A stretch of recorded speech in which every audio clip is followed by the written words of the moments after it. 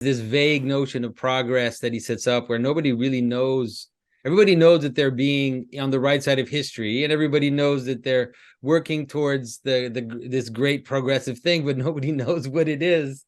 And it's like that's still like that today. You look around us and we notice people talking about progress and being progressive, and this is the future. But if you ask them what that means, they just stare at you blankly because they have no idea where it is that they're heading.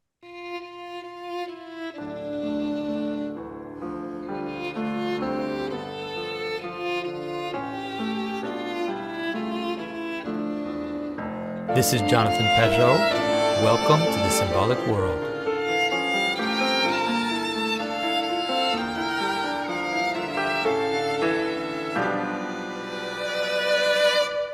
Hello, everyone. I am speaking with Annie Crawford. Annie is a scholar who has studied C.S. Lewis. She teaches Beowulf. She teaches all these things in classical high school. She's also written quite a bit. And she is going to head up a class on C.S. Lewis and the Ransom Trilogy for us, something that I've also read recently. It seems to be kind of in the air. Everybody's talking about it. Everybody is buzzing around it because it seems like it points to a lot of things that are happening now in terms of, let's say, the shape of the world, but also in terms of the reenchantment and a return of more cosmic thinking. And she recently wrote an article for us on gender and cosmology about C.S. Lewis, which you can check out on the Symbolic World blog. And so, Annie, I'll let you also introduce yourself and tell us a little bit about your background and what sparked this class that you're going to give for us. Yeah. Hi, Jonathan. Thanks for having me. So I'm from Austin, Texas, and I have homeschooled my 3 daughters.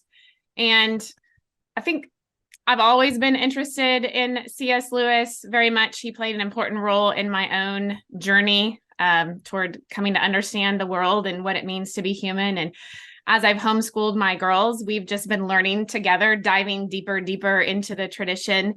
And then as I'm educating them, seeking around me who else we can invite into this work of integrating education and discipleship and reviving what I call a sacramental understanding of the world. And so when the girls were older and I had a little bit more time, I continued my studies formally by working on a degree in cultural apologetics at Houston Christian University, which that degree really focuses on the work of C.S. Lewis. C.S. Lewis is really seen as a founder of a new approach to apologetics, a new approach to helping people understand not just having arguments for certain beliefs, but helping make the Christian view of the world meaningful, helping people understand the meaning of it. And as I have been doing that work, I found your work at the Symbolic World and really feel that what you're doing and what C.S. Lewis was trying to do are very complementary. And so, in the Symbolic World community on Circle, people were just discussing, as you said, Lewis is in the air, the Ransom Trilogy, especially post-2020, there seems to be a lot more attention being drawn towards the Ransom Trilogy. And so in the Symbolic World community, there was just interest in, discussing these books in depth. There's a real hunger the Symbolic World community is really a phenomenal group of people from all over the world, people who are eager, insightful, thoughtful, reflective. And so I thought, well, let's just get together and let's study C.S. Lewis together. And there was so much interest and such a desire for depth that it really became a class. And so as you were launching the new Beowulf class, we thought, let's make this an official class and really dive in deep together to study these important books, which I really think have been given to us for such a time as this. I also read the Ransom Trilogy recently, and I was really struck, especially that Hideous Strength, of just how much insight Lewis seemed to have had about where the world was going, and also this strange organization that he sets up, this kind of evil secret organization. There's something about it which rings so true about things that we're seeing in the culture now. First of all, in some ways, this vague notion of progress that he sets up where nobody really knows. everybody knows that they're being on the right side of history, and everybody knows that they're working towards this great progressive thing, but nobody knows what it is. And it's like, that's still like that today. You look around us and we notice people talking about progress and being progressive, and this is the future. And but if you ask them what that means, they just stare at you blankly because they have no idea where it is that they're heading. Yeah. Well, it really is a retelling of the Tower of Babel, which you've done several videos on. And what strikes me in what you're saying is I see the Tower of Babel as our attempt to gather up meaning and reach into the heavens. But if we're not properly receiving meaning from above, then our efforts to reach up with our own meaning are going to be aimless. There's not going to be a clear telos or a clear aim, because we are seeking independently to do that from the bottom up. So that sense of, we're going somewhere, who knows exactly where, I think is very much part of the meaning of the Tower of Babel motif. Yeah, and there's the whole idea of the head in the by the way, this is going to be full of spoilers. So if you don't want spoilers, don't watch it. But we're not gonna be careful about the spoilers. So you should have read it anyways by now. So this whole idea of this head, right? This kind of disembodied head that is the head of that organization, this like massive brain. It's really interesting to see how this was written in the 40s. Is that when it was written? Yeah. So in the 1940s, having this insight about what really for us would be AI, and this idea of this disembodied intelligence, and also the tendency to worship it, right? And the tendency to create a god. There's some of the dialogues that are so close to what the transhumanists are saying now. This idea that we're going to make a god. We've heard that recently from the head of Google in that interview with Elon Musk, where he said we're going to build a god. It's like everything you believed in the past, it wasn't true back then, but we're going to make it true, by creating this like weird perfect intelligence, and also this joining of humanity into this. He doesn't use the word singularity, but it feels like that's what he's kind of pointing to. Yeah, I mean, his insight is phenomenal. So let's look at the gender question, because that's one of the things. I was really happy to see your article, because I was struck by a sentence in the text, and I tweeted it at some point, where C.S. Lewis says gender is more primordial than sex, or something like that. Like gender precedes sex. And that's something that modern people, like even modern conservatives, were getting annoyed with me, because they want to collapse gender and sex together, but C.S. Lewis doesn't do that at all. So maybe tell us a bit about this idea of gender and how C.S. Lewis treats it as a cosmic force. Yeah. And I think, how you're saying that even conservatives get confused. I think that shows us how much the sacred view of the world really has been lost, that even people who say they believe in God really are functional materialists in many ways, or functional dualists. They don't understand how heaven and earth fit together, because that knowledge, that cultural knowledge, has been lost. So I have the quote right here that you're talking about from C.S. Lewis, and I think this is from Paralandra. He says, "Gender is a more fundamental reality than sex. Sex is, in fact, merely the adaptation to organic life of a fundamental polarity." That's key, fundamental polarity, which divides all created beings. And so it's not that hard to understand if you recover. And even the materialist should be able to understand it. It's actually not like a woo-woo statement at all in any ways. Right. Well, sometimes what we want to see blinds us from seeing what is there, right? So, if you have a symbolic view of the world, or a sacramental view of the world, or even a pagan view of the world, that the fundamental polarity is heaven and earth, right? In the beginning, God created the heavens and the earth. And, you talk about this all the time in your work, that the heavens being the realm, you could think of it as, like St. Paul says in Colossians, invisible and visible, the realm of meaning, the realm of form, that's the heavens, that is made to fit with and be manifest within the earth. That the fundamental structure of reality is a marriage between heaven and earth, where God, is spirit, and he is prior. He is the Logos who speaks the world, the cosmic mountain into being. And that is, as Lewis is saying, the fundamental polarity that forms all things and that is repeated in all things in that fractal level, that fractal repetition, right? And so sex is the biological adaptation, the fractal repetition of that cosmic polarity played out on the physical level. And, and I think sometimes what people, again, get concerned about is the way that there's a false polarity, a false dualism talked about in our culture, right? Where we say, well, if we separate gender and sex, then we're separating the meaning in a way that makes them arbitrary. And that's what I think people get concerned about. But if you understand that even on the cosmic level that Lewis is talking about, it still has to do with generation.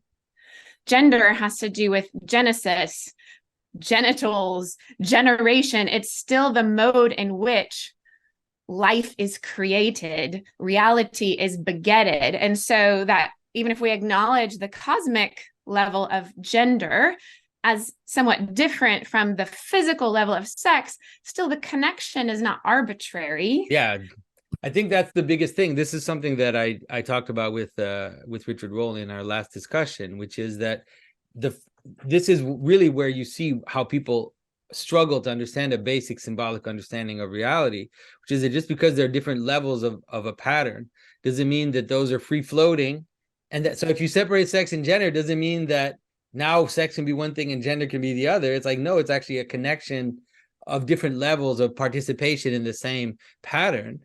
And even if, for example, let's say the customs that we have about how to dress as man or woman, how men present themselves, even though that's variable across cultures, first of all, it's not infinitely variable. That's nonsense. It's variable to some extent, but then even though it's variable, the polarity still is universal. That is, for example, like there are cultures where men ornament themselves and women ornament themselves less, let's say, and that's something in our culture which is the opposite. But in that culture, men ornament themselves and women don't, and the polarity is still present, and there's still this sense of this is how men act, this is how women act, and this is how they come together. And it's not, like I said, and it's also not it's never free floating and arbitrary. It's never like it could be anything. And it's difficult for people to understand that, but that's, it's like we believe that all the time. Like we think that there are different species of dogs, but we nonetheless recognize that this species of dog and this other species of dog is still a dog, even though there's variation in the species. But for some reason with humans, if we see that, it's like we feel like our whole world is threatened or that it's going to blow all the categories. But variation and pattern is just how it functions in terms of especially in terms of cultural participation. So tell us a bit about how C.S. Lewis represents it, because I think it's a little scandalous the way he does, because he literally uses pagan gods as his image to represent this. Yeah, it is scandalous. And a lot of people criticize Lewis, even Christians, for being misogynistic in the way that he portrays gender. And I think that's part of what calls me to this topic. Especially as a woman, I do feel like perhaps it's a little less scandalous if maybe I talk about it. But so in terms of him using Venus, goodness, there's so many directions we could go. Let's talk a little bit maybe about his worldview, the bigger picture, that then we can situate the discussion of gender in. So Lewis has what I call a sacramental worldview, which I do think is synonymous to what you talk about with a symbolic worldview, because it really is this idea that what visible reality is a manifestation of invisible spiritual form, right? And a symbol is a locus where meaning from heaven comes and is embodied within a visible form. And that's the same as a sacramental worldview. Sacrament means a visible sign of an invisible reality. And I think some people get confused about sacrament because you think, well, no, a sacrament is a baptism or some kind of particular religious point of contact between heaven and earth. But I think one way that's helpful to be clear on this is to separate between what the two books that the tradition would call the general revelation, the book of nature, the meaning that is spoken throughout all creation and invisible to all men, and then special revelation, where heaven meets earth in particular ways, Christ, the church, Eucharist, baptism, but they're just different levels of the same thing, right? Of heaven being manifested on earth. And I think this can help us understand Lewis's love of the pagan, in that that the pagan world had access to general revelation just like everyone else. And pagans could read the meaning of the world through the things that are made. And Romans 1 makes this clear within scripture that the nature of heaven, of the divine, is evident through the things that he's made. And so, the pagans looking at the cosmos, at gender, at masculinity, femininity, they're going to be able to see deep fundamental spiritual truth through general revelation. But being cut off from, cast out of Eden, and perhaps under the rule of suspect rebels from the divine council, right? If you want to go, so that the pagan tradition is going to be a mix of truth and distortion. And so that's going to be Lewis's view of the pagan world. And what he wants to do is say we can, and this is what the church fathers did when Jerusalem met Athens, right? This is what Justin Martyr did, is we're going to sort through the inheritance, the insights from Rome, from Greece, and sort through and take out what is true and what is good. And that's going to be the way that we translate the Christian special revelation that has been seen. So that's just what Lewis is doing in his portrayal of gender. He's saying, let's look at the cosmos, let's look at the tradition, and let's use that as a way of translating, helping us in a modern age understand what sex and gender is. So that's kind of the framework in which he investigates this theme.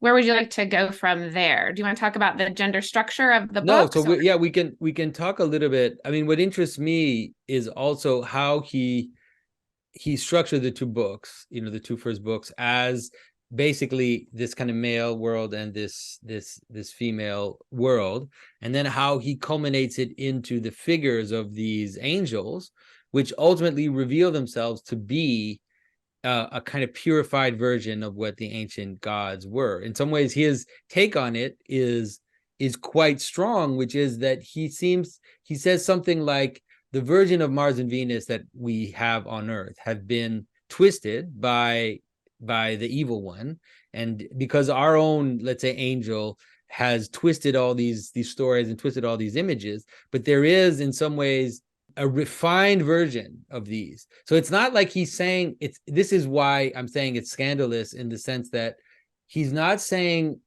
there's Mars and then there's Saint Michael, right? That's the way that I would more tend to have I would tend to do it myself. I would say there's Saint Michael and there's Mars, and Saint Michael is the true martial spirit and the one that is aligned with God.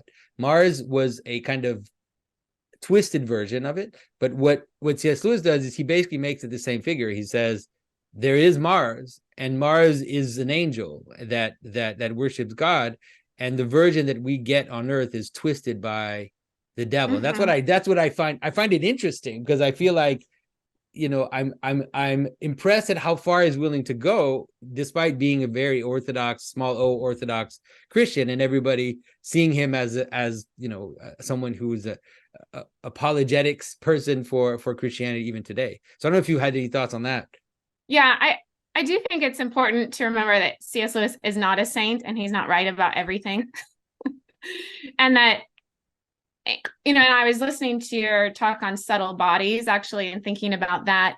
And so sometimes it's hard to tell what Lewis is doing for the sake of story, for the sake of, well, this is one way to portray it within a sub-created world. And when he's maybe proposing that he really thinks this, right? So that would be, to me, the question of how are we then in Lewis's cosmology to fit together an understanding of Saint Michael and Mars. And it's hard for me to know where sometimes he's being using tropes and images for the sake of the story, and where he's really maybe experimentally exploring what he thinks, a real cosmology.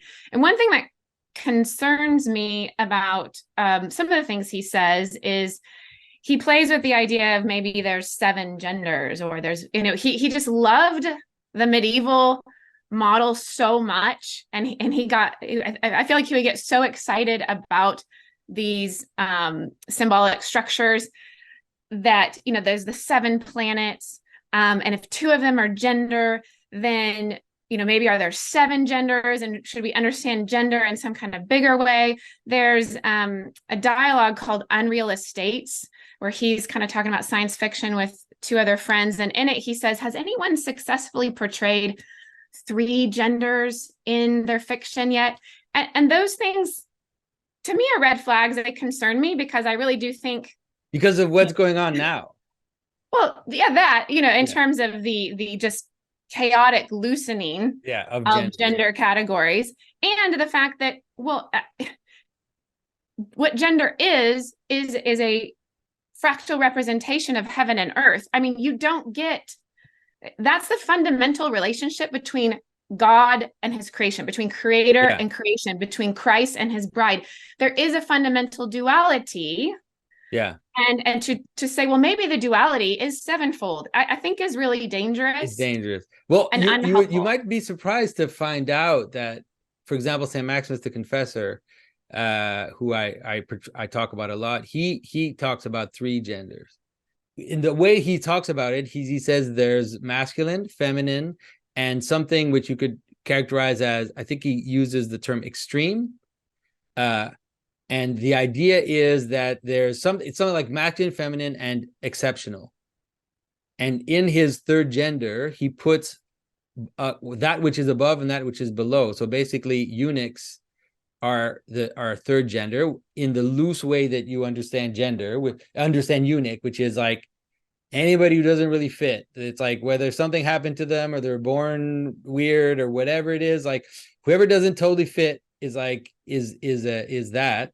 But then there's also the monk. The monk is a 3rd gender because he's not engaged in sexuality and is trying to transcend gender. So it's actually trying to interpret Christ's very strange text, which is when he says there are eunuchs that are accidentally eunuchs, and there are eunuchs that are eunuchs that I think like for the glory of God or something like that. Right. So I would say that's probably, I prefer that structure myself, because one of the problems with absolute duality is that there really are things that don't fit. Like they just are.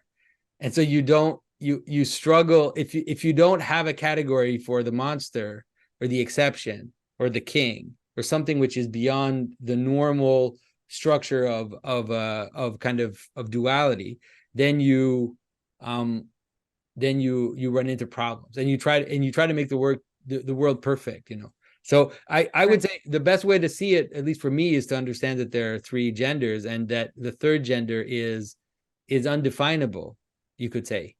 Is the exception, is the thing that doesn't fit in the normal the normal categories.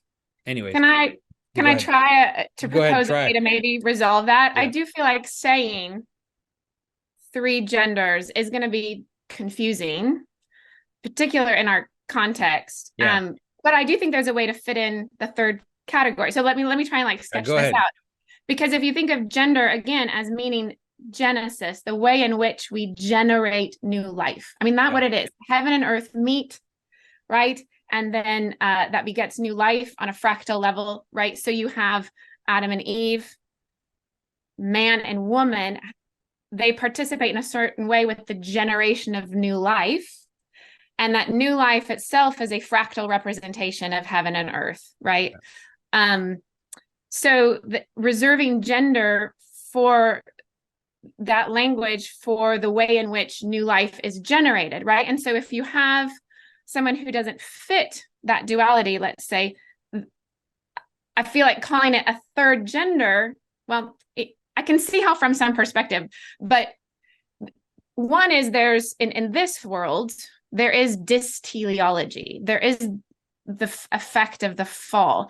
There is the lack of function, right? And so people who don't fit because of something gone wrong, that's one particular category. And it's really important to be willing to acknowledge that, because it's by recognizing a dysteleology that we can then, in love and care, seek to restore to proper order, right? So if someone is born without, let's say, an arm or a leg, we recognize that as dysteleological, as not as missing the full function and form of what it is to be human.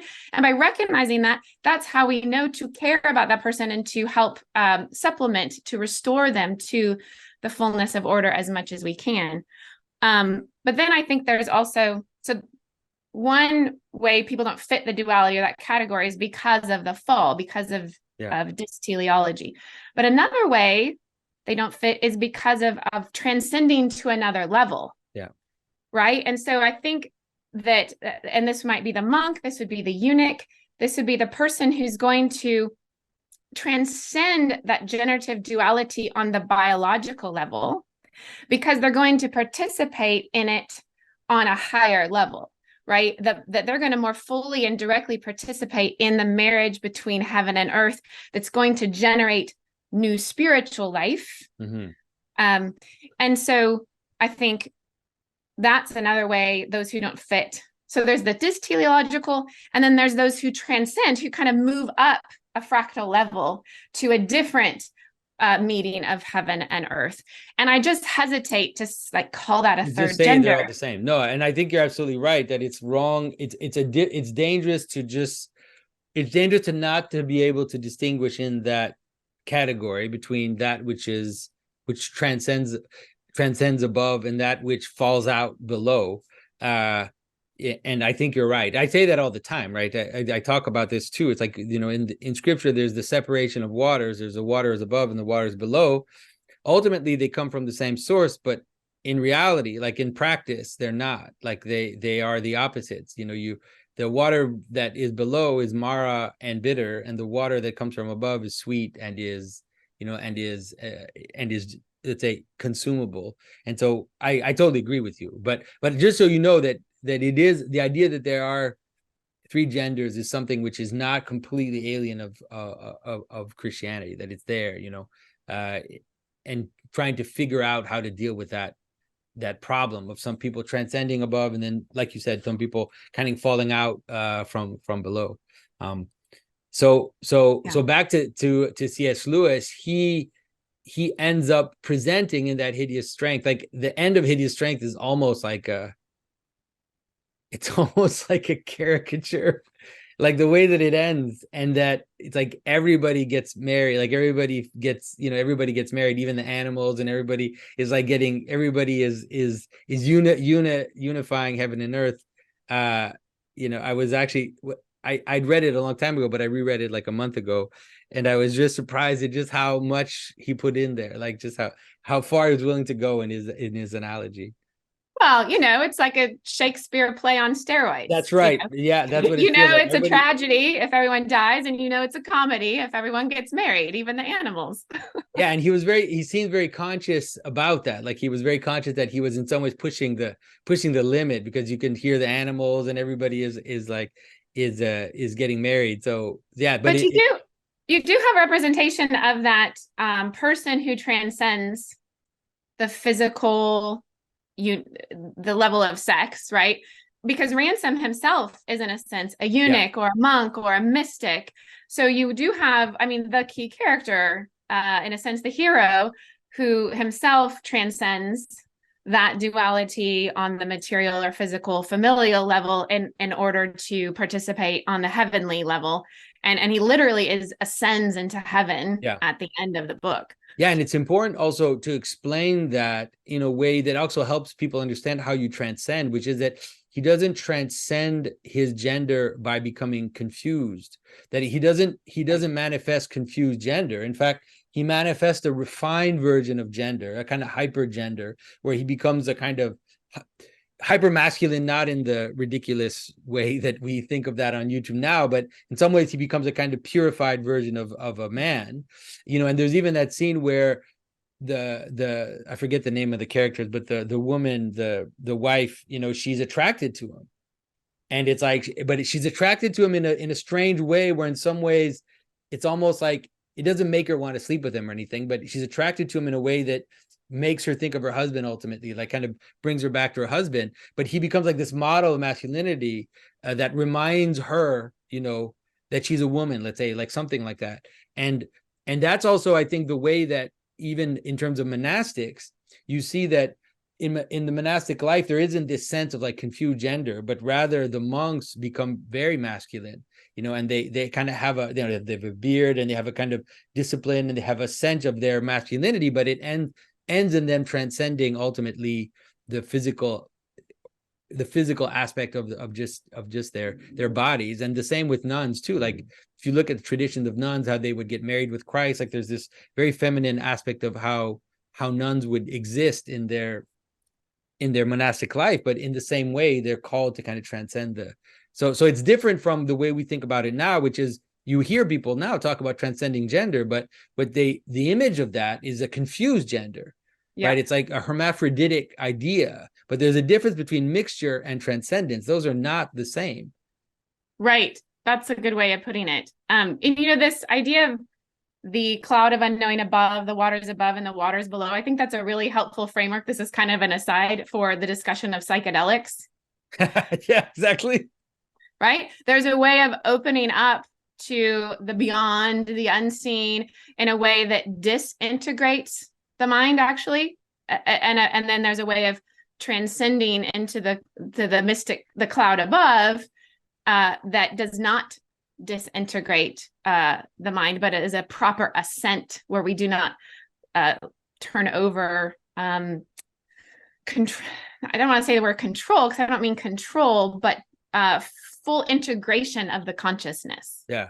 And C.S. Lewis has a really great image of that, in The Great Divorce, for example, where he represents heaven as hyper real in some ways, right? It's like he doesn't have this kind of floating thing. It's as if the more you transcend the identity, the realer it actually becomes. It's not a kind of, that's the difference between Christianity and some forms of mysticism, which is that we don't believe that as we are united with God, that we lose our uniqueness, but rather the fact that we are unique creatures in God becomes more and more bright as we come closer to the light that made us. And I think that C.S. Lewis, some of the images he has in The Great Divorce are really powerful they're obviously they're imagistic, we have to be careful how serious we take them. Even he warns us about that in The Great Divorce. But this idea of like the blade of grass that cuts, right? Like the sense that reality, that the colors are so intense, and that the reality is so solid that it's almost dangerous to a normal person because of how real it is. Right.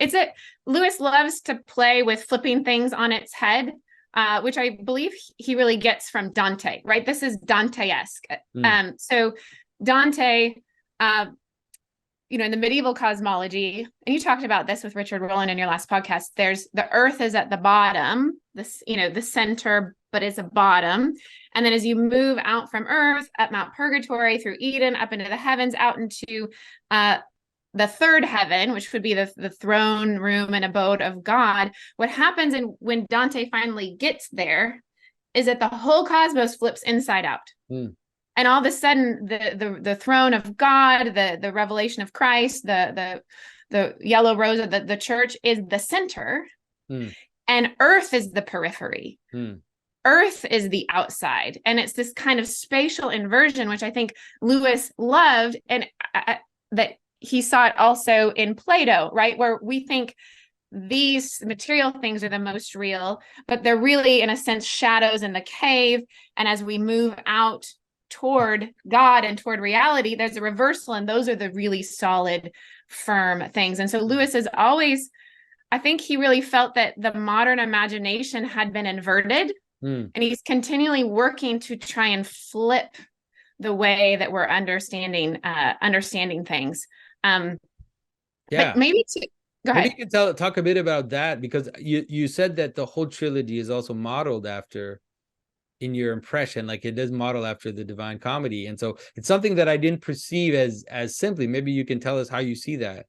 Yeah. So the first book, Out of the Silent Planet, opens with a pedestrian in midlife on a journey in a dark wood.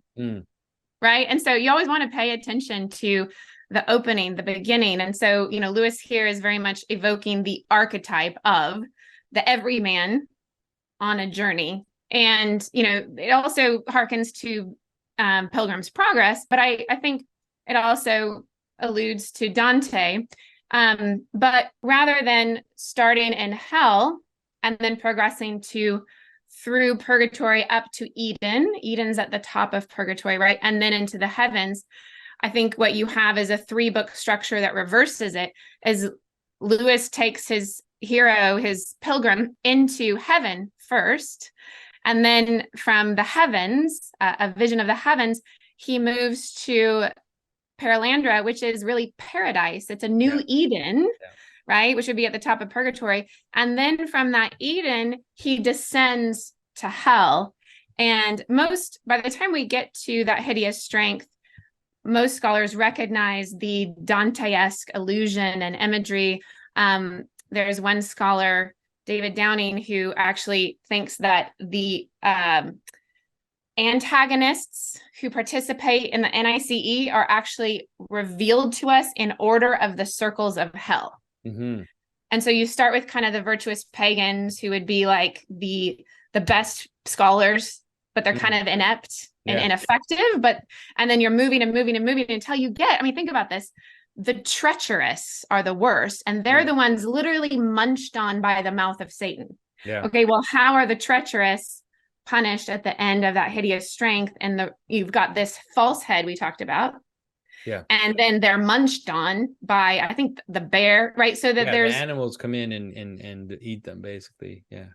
Right. So I really do think you have that kind of a retelling of the Divine Comedy, but in a way that's inverted for a world that's become inverted, right? So when Dante was writing, he could assume that his readers knew what heaven was, that they believed in a heaven, that they understood there's a highest good at which we aim. And if that can be assumed, then I can start by talking about sin. By the way, we miss the mark. We miss that highest transcendent aim. But modern, we don't believe in a highest aim. We don't believe in that highest good or that heavenly aim. And so then we don't understand what sin is, because to turn one way is just as good as to turn another. And so, what I think Lewis realized he needed to begin with, if he's going to seeking to revive a renewed understanding of a sacramental or symbolic world, is he has to start with what was obvious to everybody. There's a heaven. And so he starts his pilgrim by taking him into the heavens and baptizing his imagination, where he expects to find the emptiness, the alien hostility of space.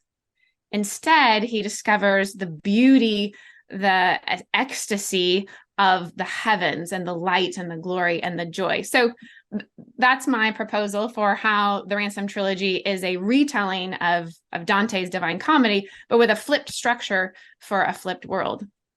That when you say it, I think that's right. I hadn't totally understood it because I was not seeing the structure. But now if you flip it and you see that that's exactly what happens, because he goes to Eden, and then even in the second book, he goes down into like hell.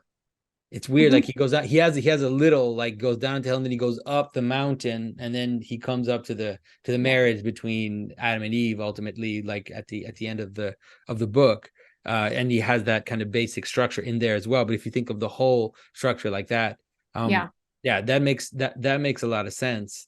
And so one of there are a few more things that I'm questioning. One of the things that really shocked me a little bit, and in some ways it's what made me made that video on the subtle bodies, was the way in which he describes the angels, and it's like, I think that I have to be careful, because I think it is also possible that we have to see it from within the subcreated world, right? We have to see it from within the world that he tried to create. But so just so people listening know what I mean, is that he describes the subtle bodies of the angels really as kind of like made of light or made of this translucent material.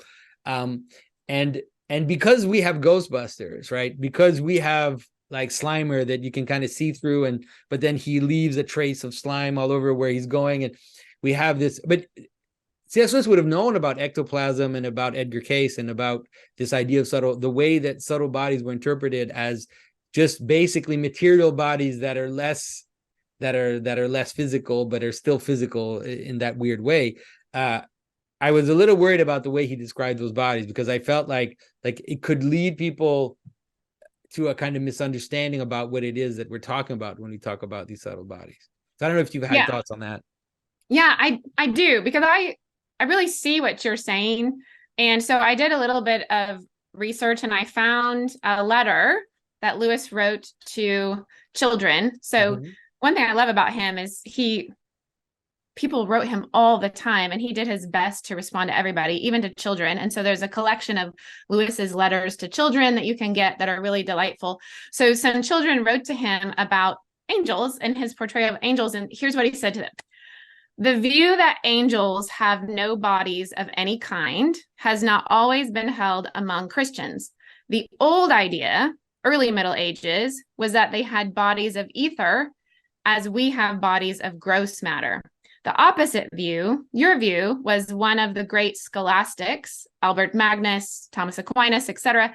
Of course, I just took, for the purposes of a story, that one that seemed most imaginable. So I think this is what you're saying. Well, within a story is like poetry. It uses the forms, the sensory images, in order to construct meaning. So in a sense, that's what you have to do. That's all we have to work with. In that sense, I totally agree, because it's like, after I made that critique, I was thinking about it myself. It's like, I just published a graphic novel with a man with the head of a dog, and it's like, and so I don't think that Saint Christopher, was the descendant of a canine, and it's like, I don't think that, but I think the best way to represent whatever he was and whoever he presented himself is that way, because he's a monster in some ways. And so it's like, so then after that, I realized I'm being critical to C.S. Lewis, and the same critique could be applied to me, which is like, oh, did he really believe that Saint Christopher is like a half man, half dog in the kind of gross sense, right? And so then I kind of so I think even reading that letter helps me to see that he definitely had a sophisticated understanding that he was representing in the story. Yeah. Well, there's a little bit more. There's more to the quote. Okay, though. Go for it. Yeah. So, this is part of the difficulty is we see right now, but through a cloud darkly. The only way we experience heaven is through its manifestation, right? In the visible. Okay, so he says, I have no scruples about this, because religiously the question seems to me of no importance. I got to think about that more. I'm not sure the question's of no importance, but then here's his last line. Anyway, what do we mean by matter? So that's what I find really interesting, and kind of what I was playing with and wondering what you think. This is just testing a theory, is that Lewis, more than trying to use, like, say, ectoplasm, or I think he was kind of trying to tap into images that come from quantum theory. Okay. Because there's this one passage where he's talking about, the difference. I think it's one of the Sorns, who are like the philosophers and Out of the Silent Planet. He talks about speed. And so we experience these things as solid because we live at a slower level, whereas the Eldila, they move so quickly. I might be getting this wrong, but some of what I wonder is, Lewis was an idealist before he became a Christian. Okay. So he's going to be maybe biased towards an idealist understanding, which is opposite of the materialist. So rather than dragging the angels down to the level of the material, I wonder if he's playing with the idea in light of quantum theory of the fact that what is matter anyway? Isn't it all form? Elevating matter into the realm of form just slowed down. Yeah. Does that make sense? Maybe. Yeah. That is possible. But I think it's funny because now when you talk about this whole discussion on speed and stuff, again, it's like I'm kind of cringing I cringe a little bit about those types of discussions. And it's mostly because I think it's because of my own allergy of when I grew up, I was in a world where people were trying to constantly give scientific explanations for the Bible and for spiritual things, and they ended up just constantly stepping in massive holes that they couldn't dig themselves out of. And that's why, like, I always worry about people who talk about that quantum stuff, because it's like, you don't know what that stuff is, and that stuff's meant to change at any moment. And so if you make your descriptions of things based on that, you're a little bit in danger. It's like, I remember people telling me things like angels are in other dimensions, and I was like, what the hell are you talking about? Like, you mean that scientifically? Are you sure you want to push down that road? Like, are you sure that's what you want? But anyway, so I mean, I have to say, like, those are the little parts of that trilogy that were kind of I struggle with, but obviously C.S. Lewis was clearly had insight, amazing insight. The last thing I want to bring up with you and ask you what you think about is the whole Merlin situation.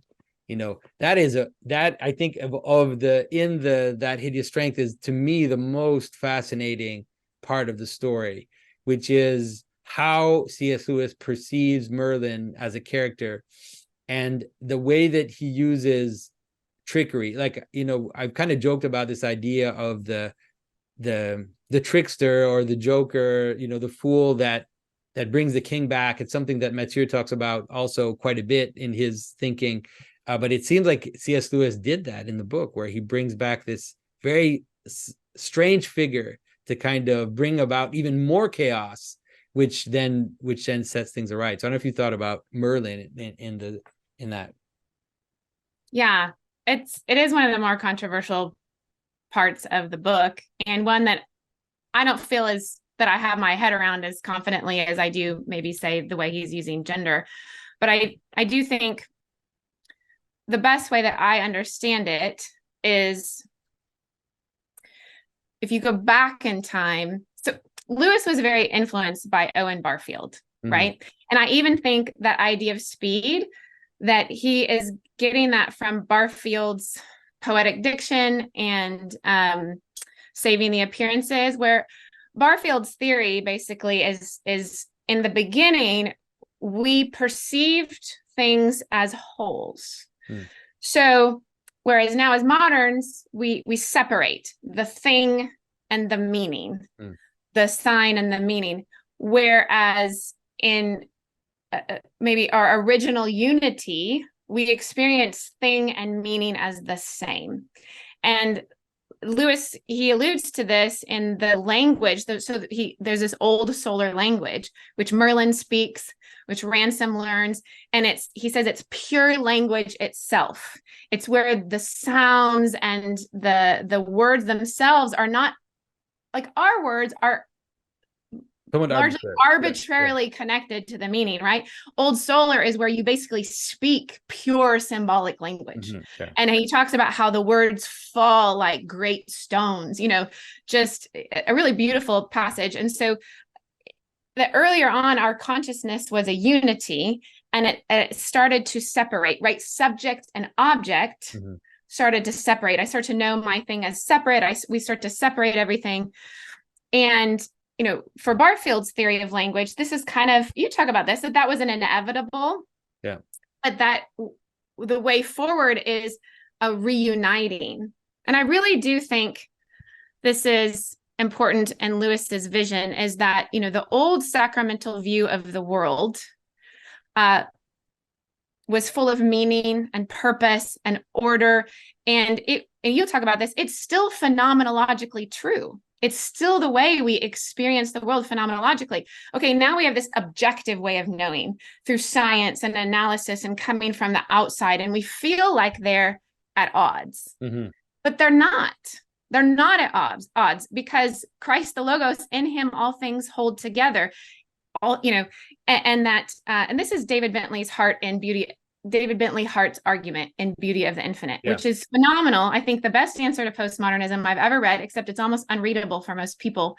So we really need someone to do a popular version of this book. But, because it's all love and grace, the Logos guaranteeing and creating so that our subjective, meaningful experience of the world fits together with the objective way that the world is structured, that the Logos in me resonates with the Logos in the world, and that there is a connection. These do fit together. So Barfield and Lewis thought that, okay, we had an original unity where we didn't, and they separated.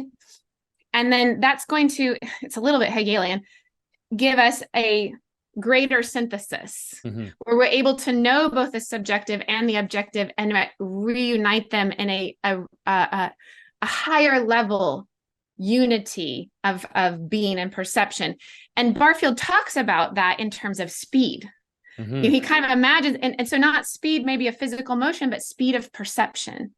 And this would be the higher consciousness, where our speed of perception is able to know both and integrate them at the same time. So that's the way I understood Lewis looking at this idea of speed, that the angels have that higher, their speed of perception and being, whereas ours is slower and we experience things as separates. But then to connect to Merlin, right? So his idea that as the world is moving from this original unity towards separation, Merlin stands at kind of a transition point, and that in that process of separation, there would be unities between humanity and nature that were not illicit, but that as we've started to see ourselves objectively and separate from nature, have become illicit. And so, and this is just the idea that he's playing with. And he talks about, one of his characters say that as the world, you could think of this in terms of your idea of the center and the margin. The world in its history, in a sense, unfolds this way. We began with a primal unity in Eden, and as history is moving forward, there's a fragmentation and a separation that is happening. And that, so he's bringing back Merlin from a point in that process where he could still enact a certain task that has become illegitimate for us based on where we are at in the unfolding of history. All that to say, I do think it's speculative. And, in a world fascinated by the occult, I feel like this is, similar to the problems people have with like Harry Potter, right? She's playing with certain ideas and powers in a way that with our world, who is fascinated with the idea of tapping into the cloud of knowing below, can be maybe misleading or confusing. Yeah. One of the things about Merlin that were fascinating to me was, I had read that a long time ago, like in my early 20s, even I think late teens, early 20s. And so there are some parts of it that I didn't remember. And so rereading it now, that Merlin part really stood out for me, because I'm working on rewriting a story which is in the Merlin legendarium. It's a romance called Silence, where I did a video about it, but in that story, Merlin appears, and Merlin is the one that restores order in the end. But the way that he does it is through laughter. He laughs, he mocks everything. He laughs at everything, and he laughs at all these things that look like scandals, or that look like you shouldn't be laughing at them, like, let's say, a funeral or some tragedy or some beggars. And he just laughs at them. And at the end, he kind of reveals the secret of why he's laughing for them. And what it does is it restores everything in its proper place. And there's something about I was wondering, like, if, first of all, C.S. Lewis had read that text, but then I realized that it's there also in other texts, like in Geoffrey Monmouth's poem about Merlin, where Merlin kind of plays that trickster role, but a trickster that restores the world in the end through a kind of, and that's what happens in the Hideous Strength, because there are some narrative tropes that he uses that he weren't necessary, but that are almost there to kind of bring confusion to a brink, where Merlin is there in the NICE, but he's actually not him. He brings someone else, and that person is Merlin, but he's the other guy that is the translator, but the translator is actually Merlin. And so there's this, like, everything is confused, and nothing is what it seems. And then through that, he brings about, like, the liberation of nature and the kind of the return of this. He almost brings about a kind of flood, basically, that destroys the NICE.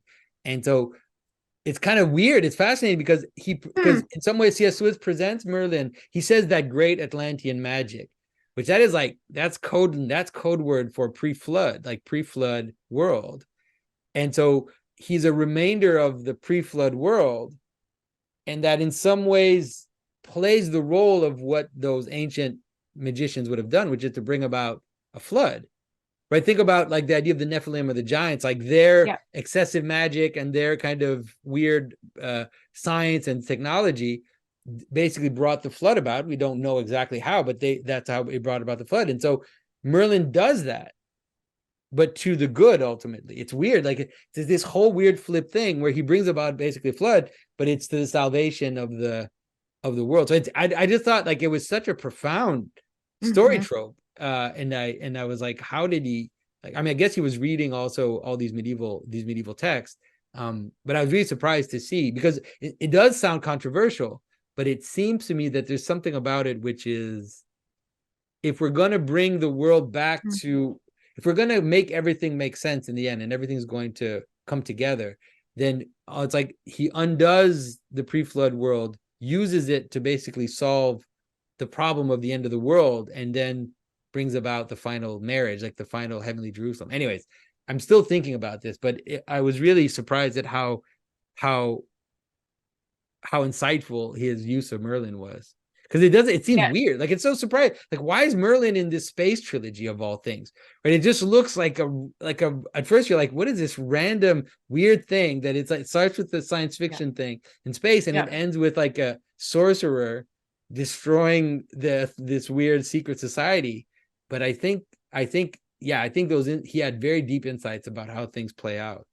Right. Well, that connects to what you're saying about the AI. You know, what we think that science, again, the Tower of Babel is raising up. Science is building up powers that we think come from science.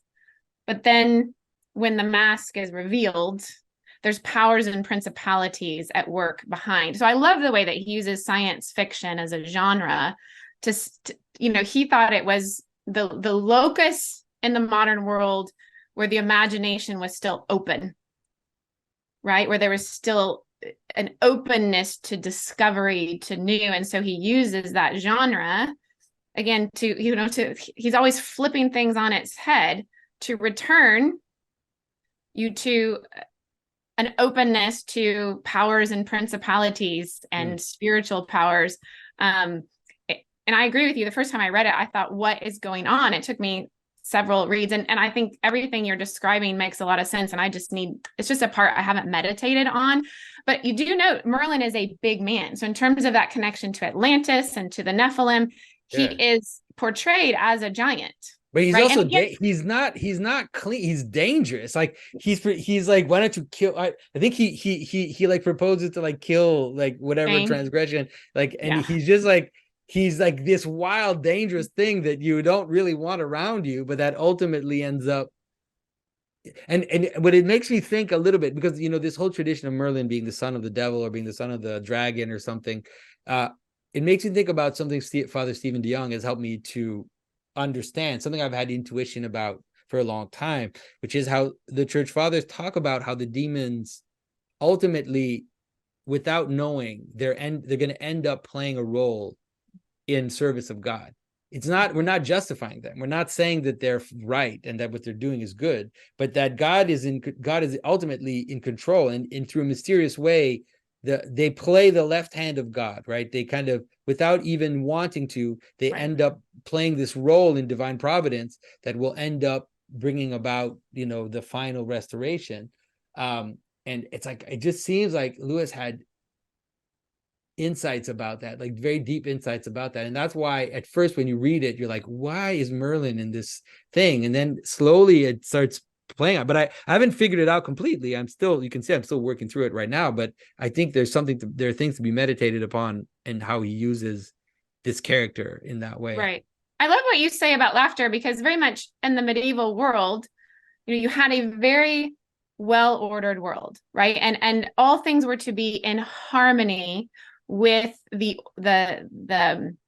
order of the cosmos, the song of the cosmos, and we're to live in that order and in that harmony. But things, because we're fallen and things get out of order, they get out of tune, they get distorted, out of proportion. And for the medieval, that's what laughter does, is it pokes that distortion, it pokes that disorder. And that's actually a kind, gracious way to bring back humility and order to that which had become disproportionate, out of tune. And I love that view of laughter. I very much, raising my own girls, we talk about the importance of being able to laugh at yourself, and that being able to laugh at yourself is the gentlest way to become aware of, your weaknesses. And so I love that Merlin plays this, so he is this interesting figure. And I wonder if, Lewis is using Merlin to look at, how do we deal with the end of the world chaos, where all is moving towards confusion, where things are turned upside down? And so you very much do have that doppelganger, like that shadow figure. Again, I love Harry Potter. Snape plays this role. You can never tell if he's good or bad. Yeah. That's right. Right? Until the end. And Rowling also does this, where it's actually Voldemort's own spell that kills him. Right? Where it's actually playing that trickster so as to allow chaos to collapse in on itself. Yeah, and that's definitely what you see in that Hideous Strength. It's basically, it's like, everything, the NIC basically like just collapses on its own in its own thing. And there is this return of nature, the idea of the animals coming, it really is a flood. Although I think there's mostly fire in how it's destroyed, but it is that imagery of like just nature. It's like if you distort reality, nature comes back howling. Like you can't distort natural order for too long. At some point it comes back, and when it comes back, it's not going to be nice to you. And that's as true about something as big as the NICE in this story, but it's also true that if you decide to eat junk food all the time, like if you try to distort order for too long, it's like at some point your reality comes crashing back, and that's something that I see very powerfully, and it fits with C.S. Lewis's basic idea about how in some ways hell is locked from the inside, and how in the Great Divorce, he has the most powerful vision of how hell is basically you getting what you want, and that and that it's not just this arbitrary thing, but it's just a playing out of the patterns that you're involved with. So yeah, right. So, which you see with the antagonists in that Hideous Strength, where what they wanted was to turn themselves over to the macrobes, the demonic powers, and that's what they get. But it's revealed for what it is, right? Which is a collapse into, total disintegration. And, what I do think, when we think about Merlin and those end of the world spaces at the margin and the confusion and the chaos, how do we live there? What I wonder is, I don't know that we're being offered, I don't know. So I really want to know what you think. I don't know that we're being offered Merlin as a model for our own I don't think so. I don't think so. I think maybe it's the role of some people to play that. But I think mostly if you look at the way it's set up, it's like the people, the people on Ransom's side, they basically just wait. Like they basically keep themselves pure, you could say. They work, they stay together, they help each other, they kind of create this little world of holiness, and then it's like it'll play out. Merlin basically will do what he has to do, and he ends up working for us without us totally understanding why, and it ends up happening. And so I think that it is the role of some people to play that, but Merlin is destroyed also, by the way, in that act. He's not saved, So. Right. Yeah. So I definitely think Ransom and his community is the model, and to live faithfully in natural communities, right? They properly husband and steward their garden, their nature. They have rightly ordered relationship with themselves, and they faithfully wait for the salvation of the Lord to appear. And like you're saying, someone might be called to be the Merlin figure, but woe is me. I mean, it's not good. It's not good for Merlin. It doesn't end well for him in that story. Right. Basically runs to his own destruction. Yeah. And so maybe that's how he's saved, but still, nonetheless, that's what happens, Yeah.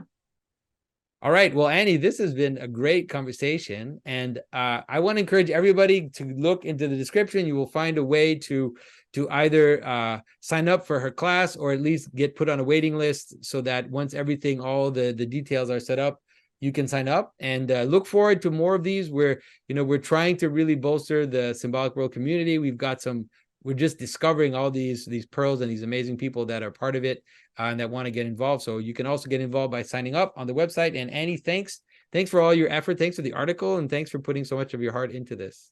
Yeah, thank you, Jonathan. This has been really fun. Hey, everyone. Thank you for listening to my conversation with Jonathan. If you want to join in and continue the discussion, follow the link in the episode notes to sign up for our Symbolic World class on C.S. Lewis's Ransom Trilogy. We are about to wrap up Perelandra, but there is still time to jump in for that Hideous Strength.